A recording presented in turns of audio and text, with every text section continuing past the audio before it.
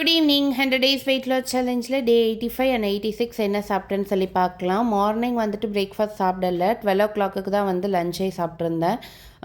பீர்க்கங்காய் பொரியல், அது கூட வந்துட்டு ஒரு முட்டை போட்டு ஆம்லேட், பாதி வடை வந்து சாப்பிட்ருந்தேன்.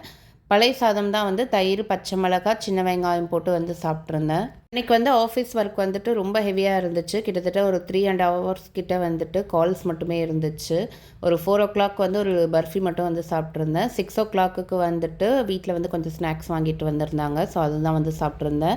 பச்சைப்பயிர் 2 வெள்ளை கொண்டக்கடலை சுண்டல், 2 ஸ்வீட் பணியாரம், 2 ராகி கொழுக்கட்டை வந்து கொடுத்துருந்தாங்க. பட் இவ்வளோலாம் என்னால் சாப்பிட முடியல.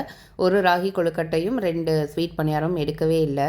6 o'clock தான் வந்து சாப்பிட்டதுனால அன்றைக்கி நைட்டு டின்னர் சாப்பிடலை. நெக்ஸ்ட் டே வந்து ஆஃபீஸ்க்கு போக வேண்டியது இருந்துச்சு. ஸோ காலையில் வந்துட்டு 2 முட்டை போட்டு முட்டை தோசை, அது கூட வந்து சாம்பார் சட்னி வந்து சாப்பிட்ருந்தேன். முன்னாடியே ஆஃபீஸ்க்கு போகிற பிளான் இருந்ததுனால லன்ச் வந்துட்டு வெளியில் வாங்கலான்னு சொல்லிட்டு பிளான் பண்ணியிருந்தேன். ஸோ அன்றைக்கி ஆஃப்டர்நூன் வந்து லஞ்சுக்கு 2:30க்கு கொஞ்சமாக பிரியாணி, அது கூட வந்து சிக்கன் 65, ஆனியன் ரைத்தா, கத்திரிக்காய் பச்சடி, ஒரு பாயில்ட் எக், அப்புறம் ஃப்ரெண்டோட பொரியல் கொஞ்சம் எடுத்துகிட்டு வந்திருந்தாங்க. ஸோ அதை வச்சு சாப்பிட்டுட்டேன். ஈவினிங் வந்துட்டு ஒரு 5 o'clock வந்துட்டு ஒரு டீயும் 2 சமோசாவும் வந்து சாப்பிட்ருந்தேன். ஆஃபீஸ் முடிஞ்சு வீட்டுக்கு வர 8 o'clock கிட்ட ஆகிடுச்சு. கொஞ்சம் ஒரு 2 weeksஆகவே வந்து ட்ரை காஃப் இருந்ததுனால ஹாஸ்பிட்டல் போயிருந்தேன். ஸோ அவங்க வந்து நைட்டு டேப்லெட் போட கொடுத்துருந்தாங்க.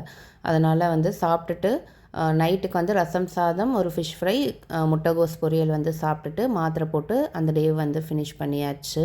லாஸ்ட்டு 20 days வந்துட்டு ஃபாலோ பண்ண ரொம்ப கஷ்டமாகவே இருக்குது. எப்படி பண்ணுறேன்னு சொல்லி பார்க்கலாம்.